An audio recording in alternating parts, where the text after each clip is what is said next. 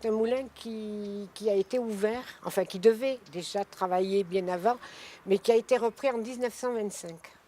Ensuite, il y a eu la guerre, évidemment, et ensuite, il y a eu M. Reynaud-Roger, qui, vers les années 1945, a fait tout son possible pour que le moulin remarche, c'est-à-dire pour que les oléiculteurs de la Roquette puissent venir faire leurs olives au moulin.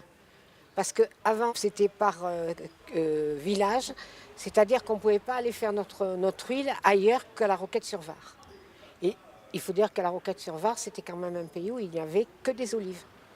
Il y avait beaucoup d'oliviers et le travail de l'olivier était quand même le travail essentiel à la Roquette-sur-Var.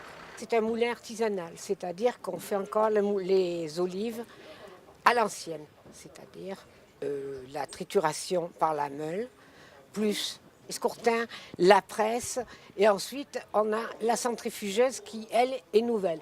Parce qu'avant, ça ne se passait pas comme ça. Mais c'est ce que souhaitent les gens.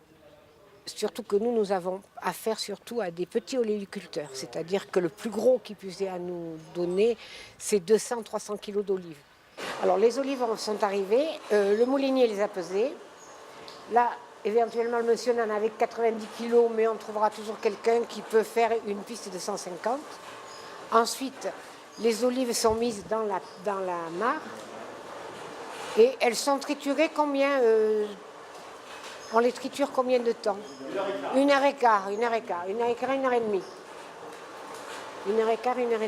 Ensuite, ça passe dans un répartiteur de pâtes qui va chauffer à 30 degrés pendant 1h15 aussi. Et ensuite, vous avez le répartiteur avec les scourtins. Dans le répartiteur, là, vous avez des scourtins. C'est un peu un système automatique, c'est-à-dire que sur chaque scourtin, il se met une quantité spéciale, une quantité de pâte, hein, qui vient par là, une répartition, ça s'appelle répartiteur de pâte, qui a tourné, lui, pendant 1h15 à 30 degrés.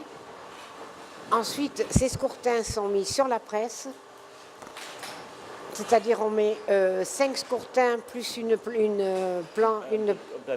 un plateau en inox. Et ensuite, la presse monte à 300 bars à peu près.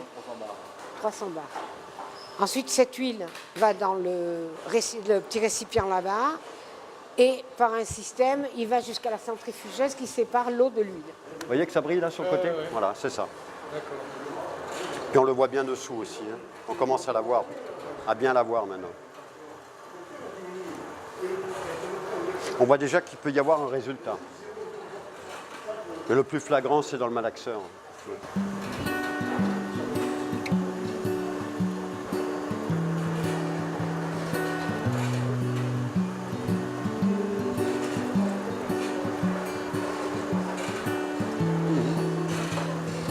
On le voit à la texture de la pâte en fonction du temps qu'on a mouliné, enfin qu'on a pressé les olives.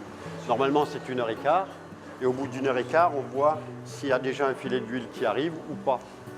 Bon, en fonction de ça aussi, on rajoute un petit peu d'eau, histoire que la pâte soit bien homogène. Et à partir de ce moment-là, on décide de le mettre dans le malaxeur.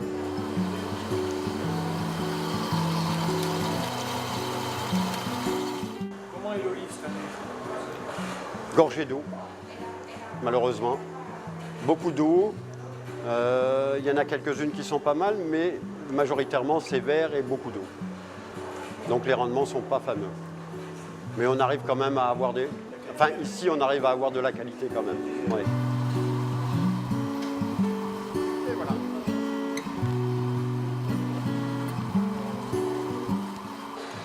On est en train de la malaxer pour que toute l'huile, une partie de l'eau s'évapore un peu et pour que l'huile ne se fiche pas à l'intérieur et puisse remonter avec la chaleur du malaxeur qui fait 30 degrés.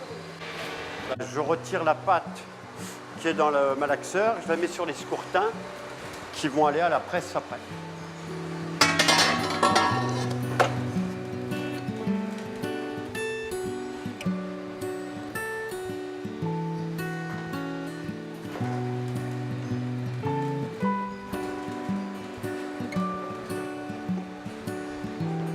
Voilà, c'est là.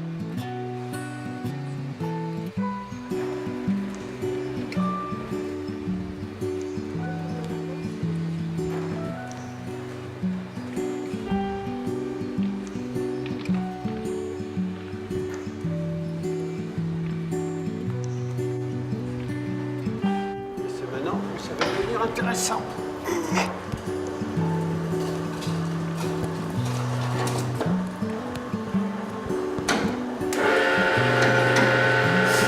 Enfin, une fois que ça sera pressé, c'est de l'eau et de l'huile qui sortent. Et après, on passera dans la centrifugeuse pour justement écarter tout ça. Là, c'est le mélange en fait. Voilà.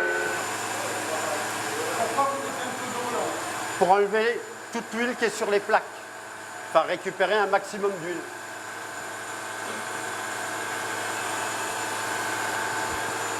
Et si on la laisse dessus, elle est perdue. Donc on arrose d'eau chaude et ça part et ça rentre dans le bac.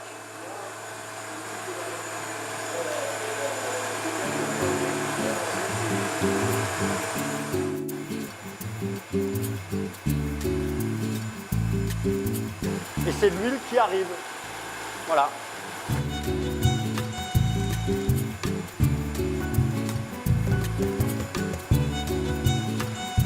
On vient chaque année dans ce moulin pour deux raisons, moi je dirais essentielles. C'est la première, c'est que c'est un moulin traditionnel et qu'on est très attaché aux traditions, donc c'est pour nous important et même on est fiers d'avoir connu ce type de moulin avant que malheureusement un jour il disparaisse parce que c'est peut-être dans l'ordre des choses. Et puis deuxièmement aussi pour la convivialité. Voilà. Aussi bien la responsable que le moulinier sont des gens extraordinaires. Il y a une vraie convivialité et c'est un bonheur pour nous de venir ici, au-delà de récupérer de l'huile, bien entendu, de notre production. Justement, ce type de moulin, en PACA, il n'y en a plus que deux. Hein. C'est les deux derniers, donc c'est traditionnel, comme on vient de le dire ailleurs. Et l'huile, le goût de l'huile, il est vraiment pur. C'est de la première pression pure, pas filtré, rien, voilà. Et on a un goût vraiment d'huile différent de l'huile qu'ils font maintenant industrielle, où on peut trouver de l'eau éventuellement dedans. Hein. Il peut y avoir d'autres choses que de l'huile, oui. Voilà, il ne faut pas qu'il y ait autre chose que de l'huile. Nous, c'est de l'huile pure. Vas-y, goûte. Tu me dis ce que t'en penses.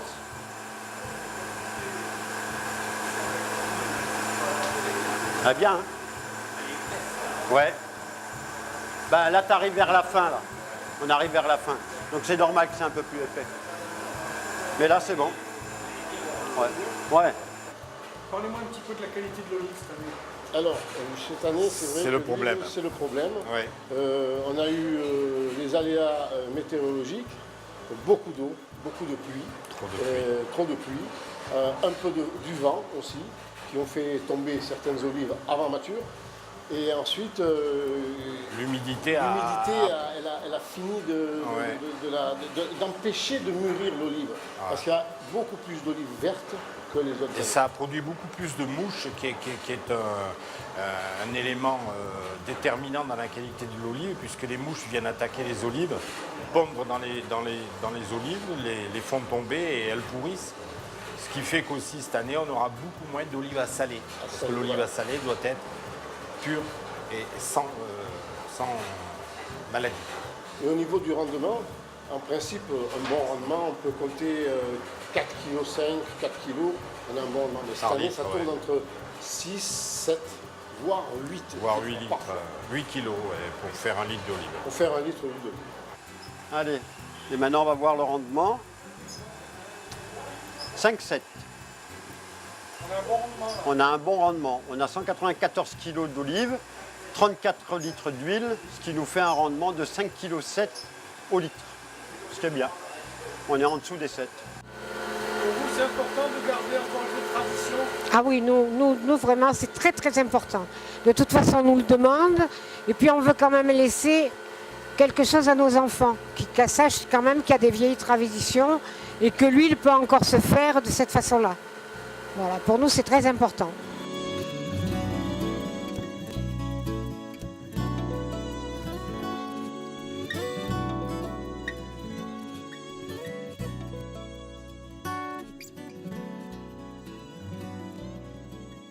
Les grignons sont compactés en sortant d'Escourtin.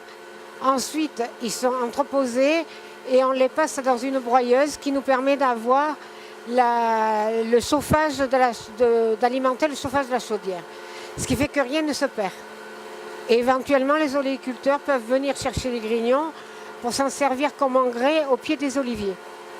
Voilà, ça c'est le truc. C'est ce qui nous a été permis, nous a permis de faire depuis une vingtaine d'années le recyclage des grignons. C'est ce que nous demande la Chambre d'agriculture d'ailleurs et les coopératives oléicoles nous demandent de recycler tous ces grignons. Alors comment vous la trouvez? Alors elle est excellente cette année, un tout petit peu verte mais c'est normal, et un peu épaisse là, elle est bien, on sent qu'elle n'a pas été filtrée, pas travaillée, rien du tout, très naturelle. Au niveau du rendement, vous êtes content? Ah oui, parce que ça s'améliore dans la saison là. Il y a un mois il fallait 8 kilos et là on est sorti à moins de 6, c'est extraordinaire quoi, ça fait, voilà. On va pouvoir faire profiter toute la famille. Allez, bonne Ah, bientôt, journée à la prochaine. C'est la dernière fois que je te vois cette année, mais Allez, bien plaisir. Allez, avancez au plaisir. Parce qu'il faut garder la chaleur quand même. Pour vous, c'est important que les traditions se perpétuent? Tout à fait, Oui. tout à fait. Le moulin, il est quand même, c'est une référence pour le village. Donc, comme c'est un moulin à l'ancienne, donc c'est préférable quand même de l'entretenir et qui perdure dans la continuité. Donc c'est mieux pour nous, pour le village, et c'est une référence pour le village. Les gens qui viennent ont l'air ravis. Tout à fait. Ils sont très contents, ils passent du bon temps. C'est convivial, c'est bien, Voilà. c'est peu le familial. principal. Tout le monde est content. Voilà. La bonne huile, traditionnelle, voilà, c'est tout ce qu'il faut pour tout le monde. Voilà.